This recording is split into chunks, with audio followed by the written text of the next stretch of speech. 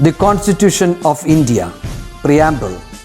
We, the people of India, having solemnly resolved to constitute India into a sovereign, socialist, secular, democratic republic and to secure to all its citizens justice, social, economic and political, liberty of thought, expression, belief, faith and worship, equality of status and of opportunity, and to promote among them all fraternity, assuring the dignity of the individual and the unity and integrity of the nation.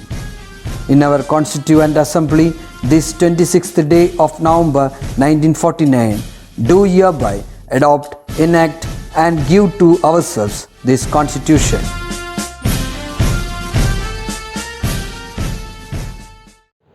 Hi students, welcome back to Business Studies class. I think all are doing well. Okay, see, in the last class we discussed the meaning of direction and elements of directing.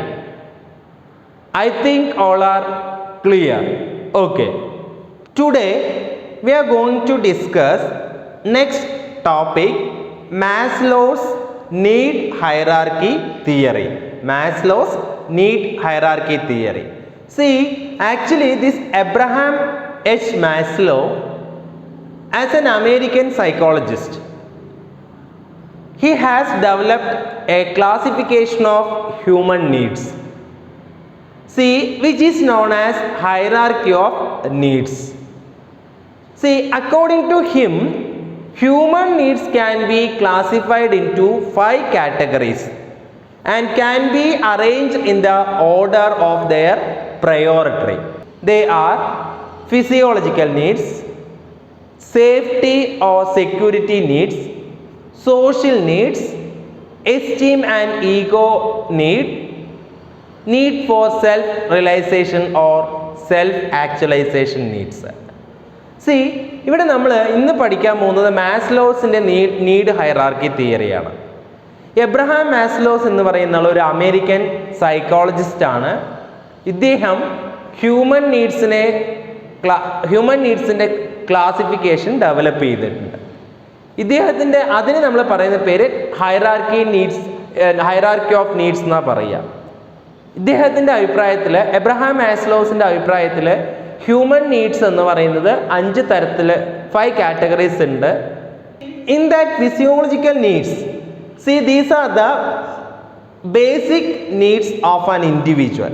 Physiological needs എന്ന് പറഞ്ഞാൽ ഒരു വ്യക്തിയുടെ അടിസ്ഥാന ആവശ്യങ്ങളാണ്. എന്തൊക്കെയായിരിക്കും അടിസ്ഥാന ആവശ്യങ്ങൾ? Like need for food, cloth, shelter in the organisational context. Basic salary helps to satisfy their needs. അല്ലേ?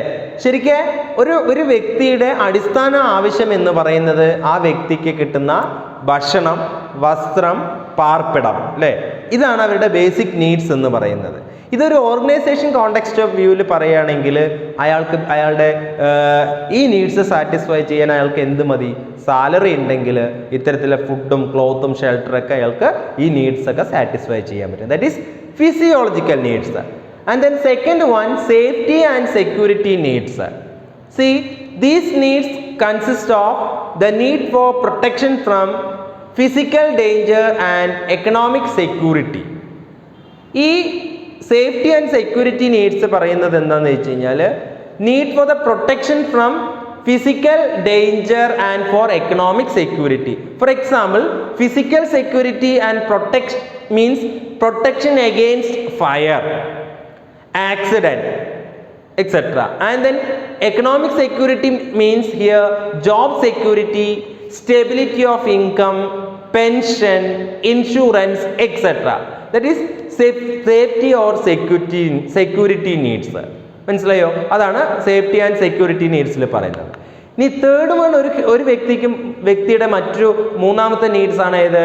Social needs or belongingness needs. That means these needs refers to affection, sense of belongingness, acceptance and friendship. ഒരു സമൂഹത്തിൽ നമ്മൾ ജീവിക്കണമെങ്കിൽ നമ്മളെ എന്ത് ചെയ്യണം? Society അംഗീകരിക്കണം, അല്ലേ? ഒരു അഫെക്ഷൻ ആൻഡ് സെൻസ് ഓഫ് ബിലോങ്നെസ്, എല്ലാവരും ഒന്നാണ് എന്നുള്ള ചിന്ത, അല്ലെങ്കിൽ ഫ്രണ്ട് സർക്കിള്, ഇതൊക്കെ ഒരു വ്യക്തി ആഗ്രഹിക്കുന്നുണ്ട്. ദാറ്റ് ഈസ് സോഷ്യൽ നീഡ്സ് എന്ന് പറയുന്നത്. ഇനി ഫോർത്ത് നീഡ്സ് എന്ന് പറയുന്ന ഒരു വ്യക്തിയുടെ esteem and status needs. See, these needs consist of what? Self-respect, desire for personal worth and dignity, autonomy status, reputation, prestige, self-confidence and recognition. ഇതൊക്കെയാണ് ഏതിൽ വരുന്നത്? എസ്റ്റീം ആൻഡ് സ്റ്റാറ്റസ് നീഡ്സിൽ വരുന്നത്. Then fifth needs, self-actualization needs. See, here self-actualization is the needs of the higher order. Okay, so it is found in a person whose first four needs have already been satisfied. These needs include growth, self-fulfillment and achievement of goals. See, self-actualization needs എന്ന് പറയുന്നത് നീഡിൻ്റെ ഏറ്റവും hierarchy needs ആണ്. നീഡിൻ്റെ ഏറ്റവും higher ഓർഡറാണ് ഇത്. ഇവിടെ ഇത് മറ്റെല്ലാ നീഡ്സും satisfy ചെയ്യുമ്പോഴാണ് ഈ നീഡിലേക്ക് എത്തുന്നത്. സോ ദീസ് നീഡ്, ഇതിനകത്ത് വരുന്നത് growth, self fulfilment and achievement of goals. ഈ 5 നീഡ്സ് ഒരു വ്യക്തിൻ്റെ ഉള്ളിൽ ഉണ്ടായിരിക്കുന്നതാണ് പറയുന്നത്. മനസ്സിലായോ? ഏതൊരു വ്യക്തിയെ കൺസിഡർ ചെയ്താലും ബേസിക് ആയിട്ട് ഇത്രയും നീഡ്സ് ഒരു വ്യക്തിയിൽ ഉണ്ടായിരിക്കുന്നതാണ് പറയുന്നത്. ആര് പറയുന്നത്? എബ്രഹാം മാസ്ലോ പറയുന്നത്. ഇനി ഇദ്ദേഹത്തിൻ്റെ മാസ്ലോസിന്റെ തിയറിയുടെ അസംഷൻ എന്താണ്, എങ്ങനെയാണ് ചോദിച്ചാൽ, Maslow's theory based on the following assumptions. That means people's behaviour is based on their needs. അല്ലേ? ആളുകളുടെ ബിഹേവിയർ എന്ന് പറയുന്നത് ഏതിനെ ബേസ് ചെയ്തുകൊണ്ടിരിക്കും? അവരുടെ നീഡ്സിനെ ബേസ് ചെയ്തുകൊണ്ടിരിക്കുന്നതാണ് പറയുന്നത്. So satisfaction of such needs influence their behaviour. അങ്ങനെയുണ്ട് അല്ലേ? Satisfaction of such needs influence their behaviour. ആ നീഡ്സ് സാറ്റിസ്ഫൈ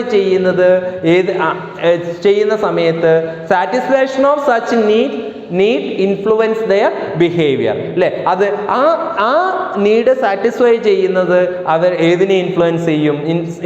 ആ നീഡ് സാറ്റിസ്ഫൈ ചെയ്യുമ്പോൾ അത് അവരുടെ എന്തിനെ ഇൻഫ്ലുവൻസ് ചെയ്യും? ബിഹേവിയറിനെ ഇൻഫ്ലുവൻസ് ചെയ്യുകയും ചെയ്യും. അതാണ് ഒരു അസംഷൻ പറയുന്നത്. Second one, people needs are in hierarchical order. അല്ലേ? ദാറ്റ് ഈസ് സ്റ്റാർട്ടിങ് ഫ്രം എവിടെ നിന്ന് തുടങ്ങും? Basic needs to other higher level needs. ആദ്യം അടിസ്ഥാന സൗകര്യങ്ങളിൽ നിന്ന് തുടങ്ങിയിട്ട് ആണ് ഏറ്റവും ഹയർ ഓർഡറിലേക്ക് പോകുന്നത്. Okay, and then a satisfied need can no longer motivate a person. Only next higher level need can motivate him. അതാണ് അവിടെ ഉദ്ദേശിക്കുന്നത്. So a person move next level of hierarchy only when the lower need is satisfied.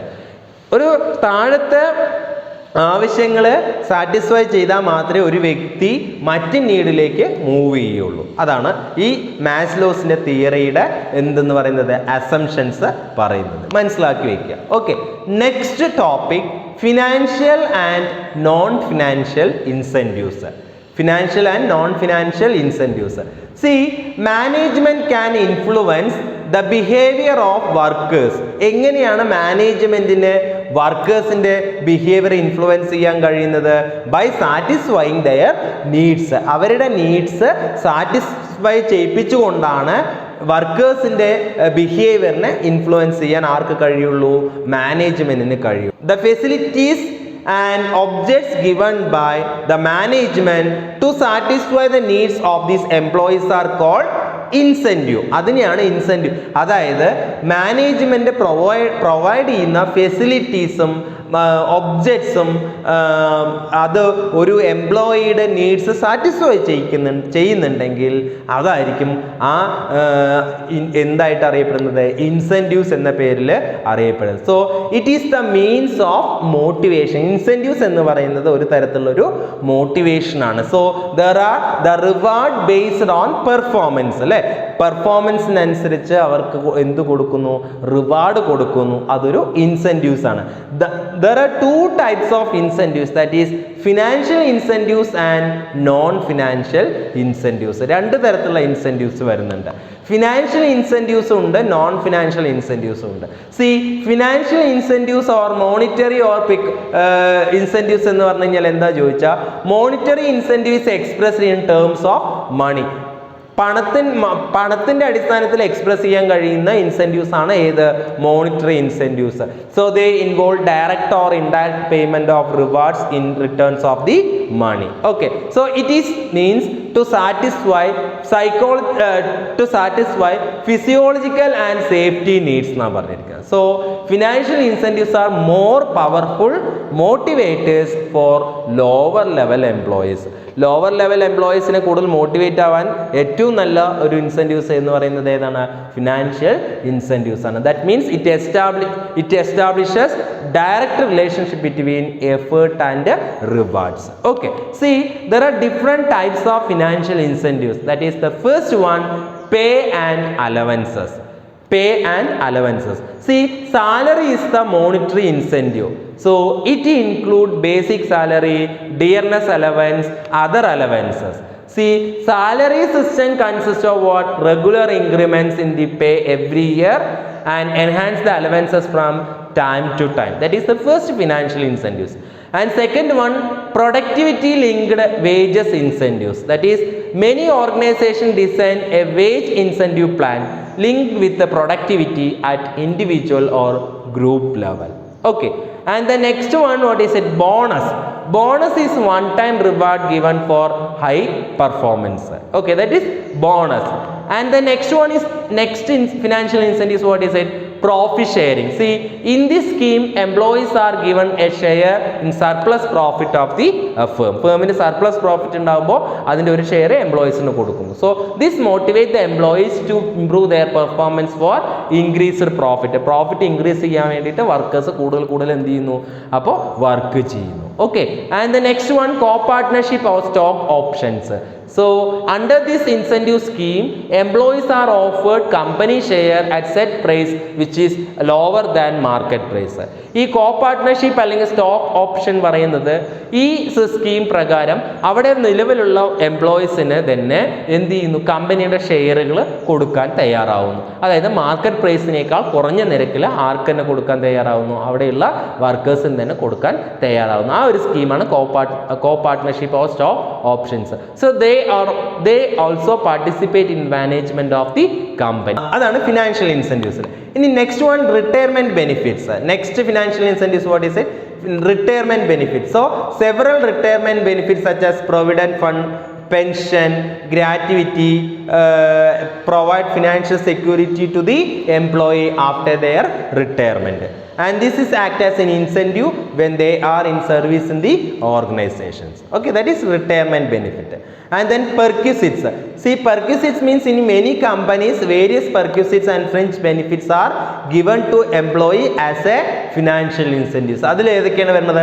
Housing provide ചെയ്യുക, medical and vehicle allowances, education to children, അതൊക്കെയാണ് പെർക്വിസിറ്റ്സിൽ വരുന്നത്. So which are offered over and above the salary. സാലറിക്ക് പുറമെയാണ് ഈ കാര്യങ്ങളൊക്കെ offer ചെയ്യുന്നത്. So this benefit helps to provide motivation to employees or managers. So these are the main important financial incentives. ഇത് ഏതൊക്കെയാണെന്ന് ഫിനാൻഷ്യൽ ഇൻസെൻറ്റീവ്സ് എന്ന് വ്യക്തമായിട്ട് പഠിക്കുക. ഇമ്പോർട്ടൻ്റ് ആയിട്ടുള്ള ഒരു ടോപ്പിക്കാണ്, പരീക്ഷയ്ക്ക് എപ്പോഴും ചോദിക്കാറുള്ളതാണ്. Okay, next one, non financial or non monetary incentives.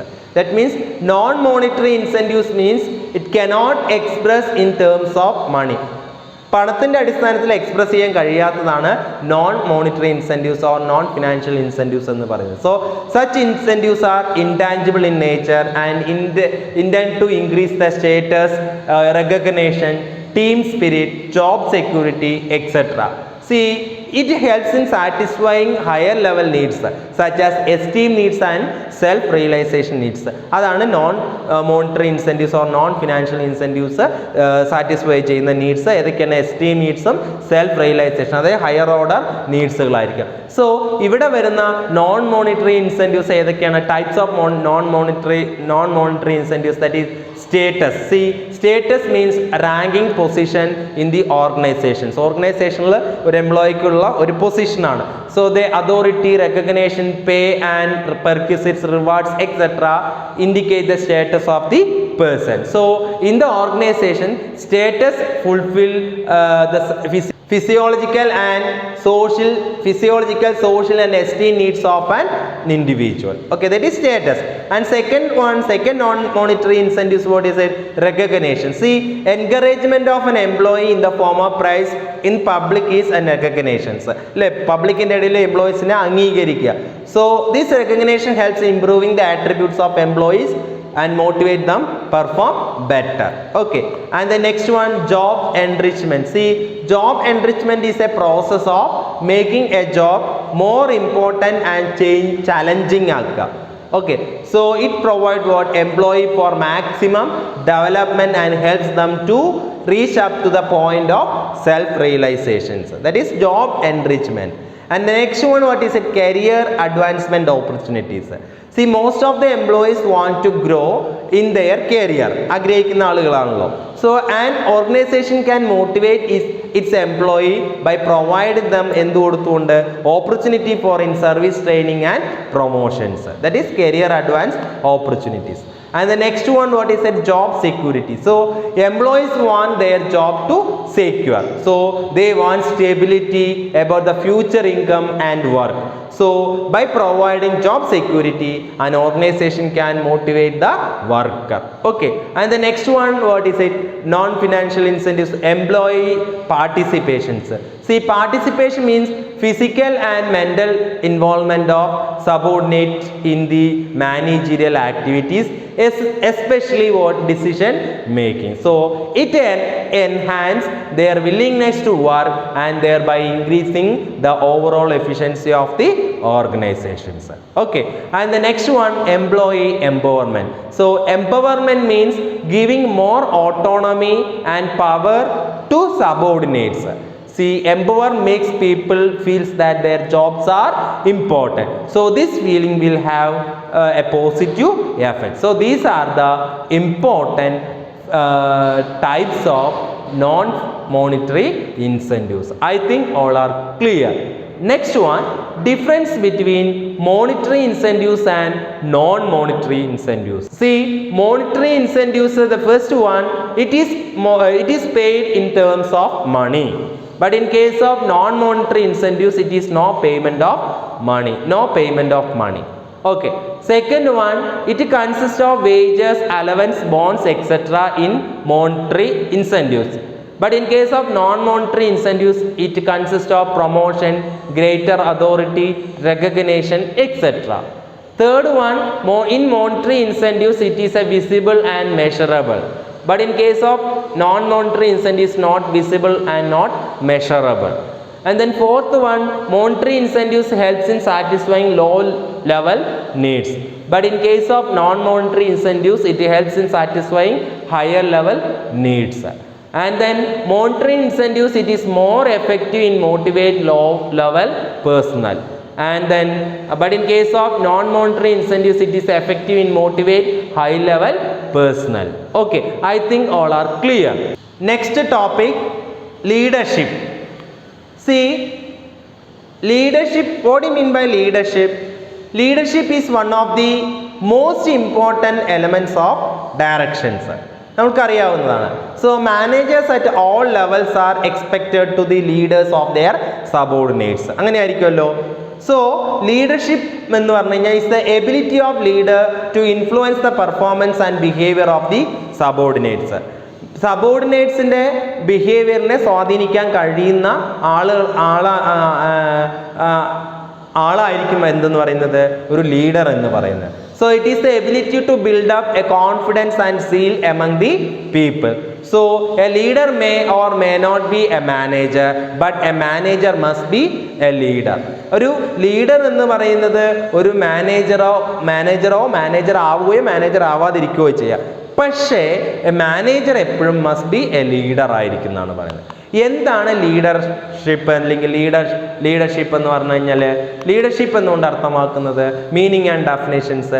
C a leader is one who guide and direct other people and give their effort, direction and purpose.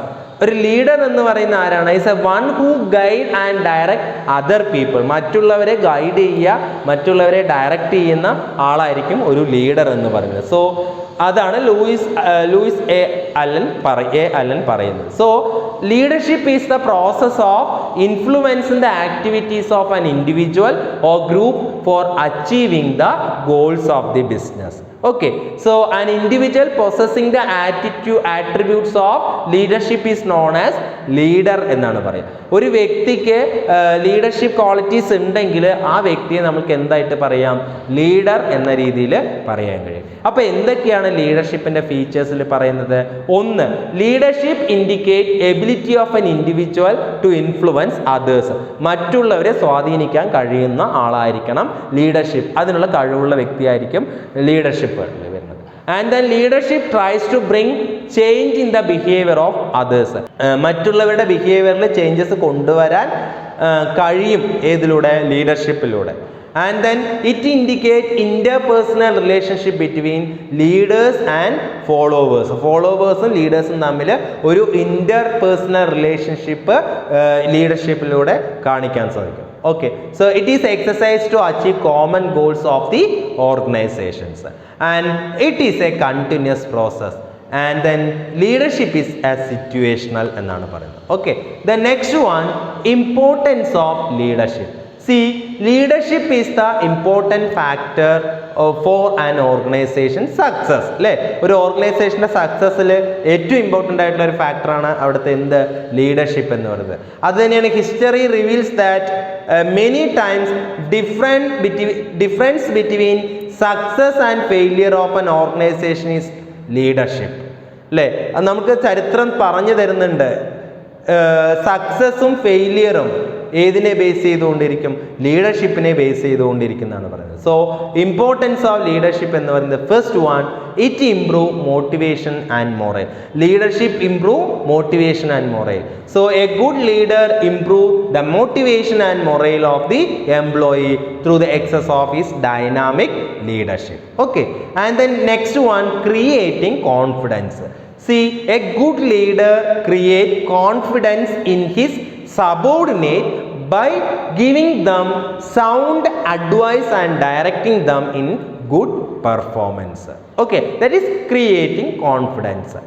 Third one, unifies effort of individuals.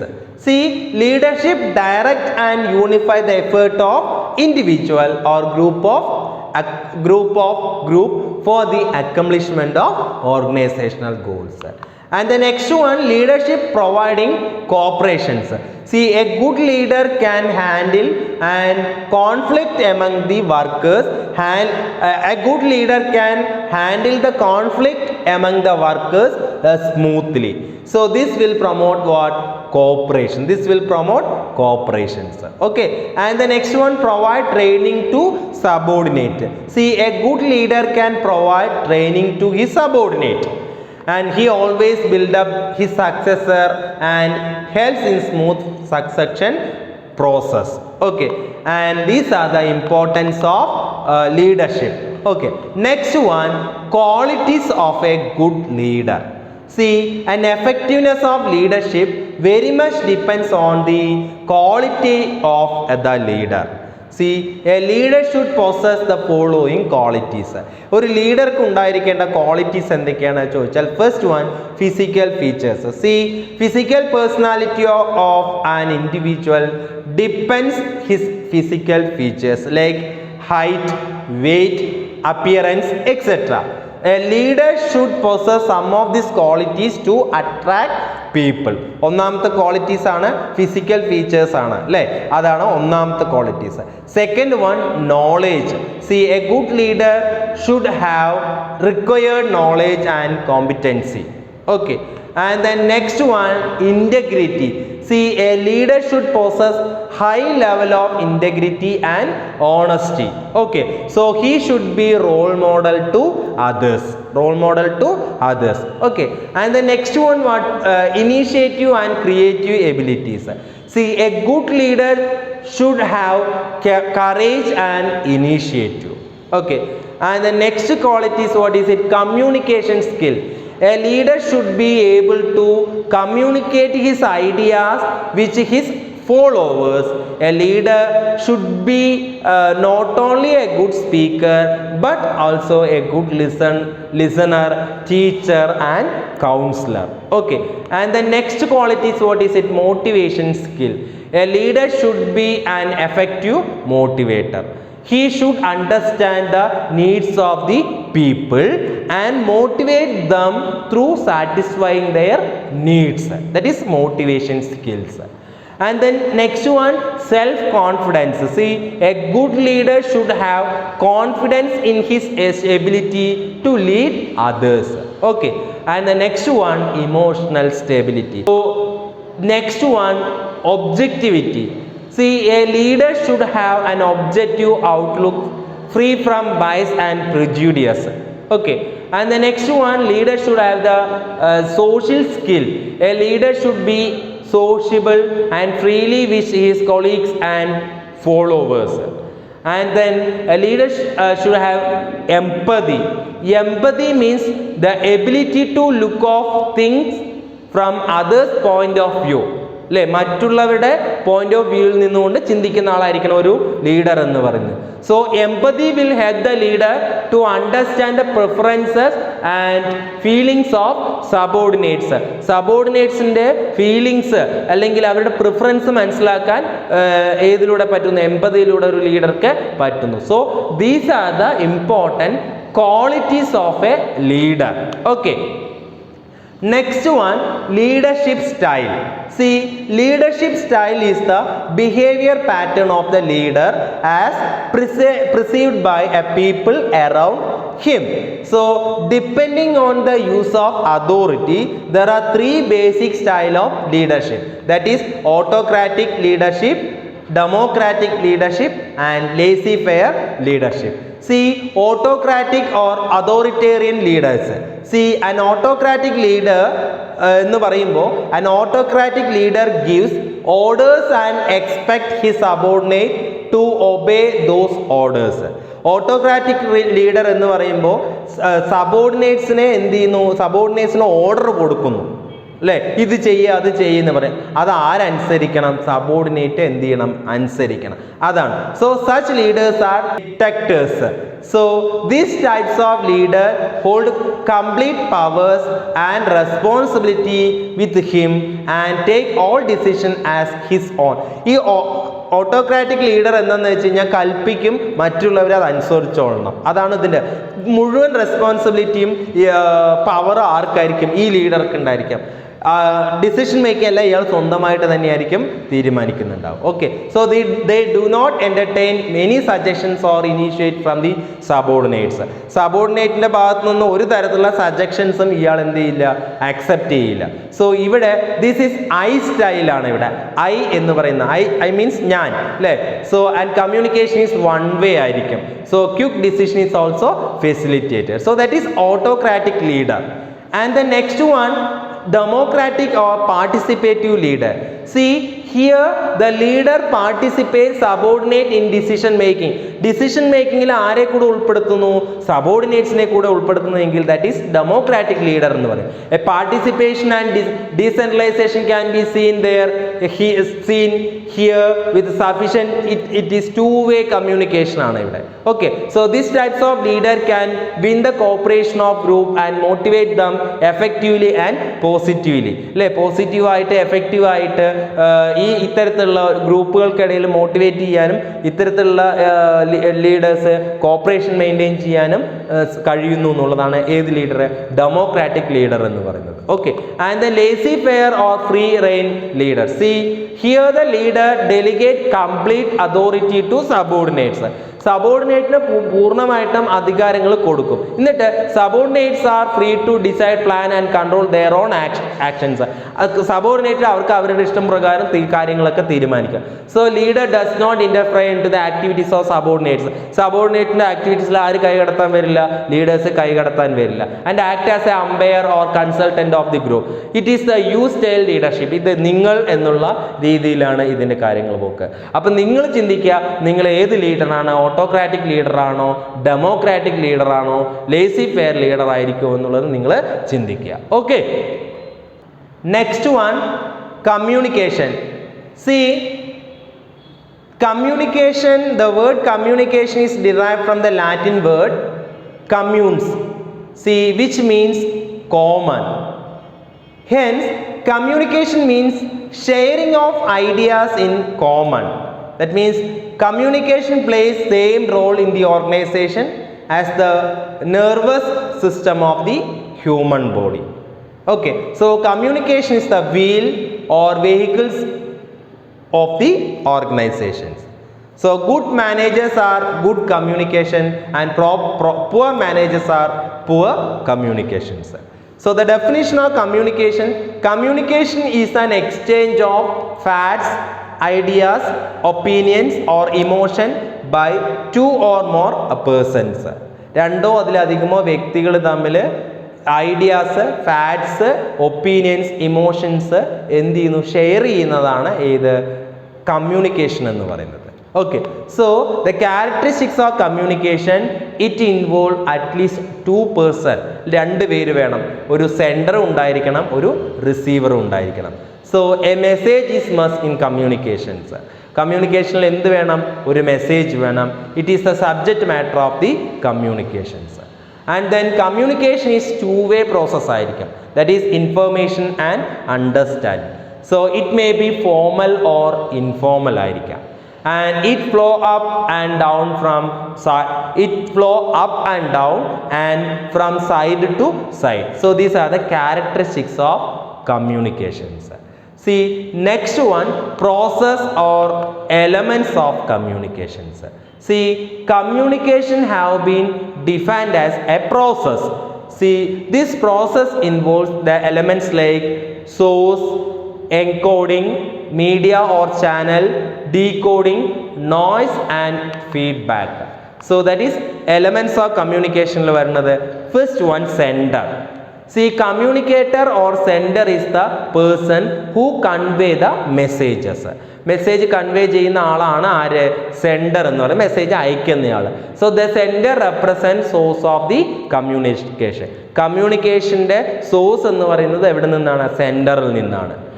രണ്ടാമത് വേണ്ടത് എന്താണെന്ന് വെച്ചാൽ element ആണ് message or ideas, അല്ലേ, message വേണം. So the subject matter of communication is known as the message. Communication നടത്തുമ്പോൾ അതിനുള്ള subject matter ആണ് ഏത്, മെസ്സേജ് എന്ന് പറയുന്നത്. It may be an opinion ആവാം, ഓർഡർ ആവാം, അപ്പീൽ ആവാം, വ്യൂസ് ആവാം, സജഷൻസ് ആവാം.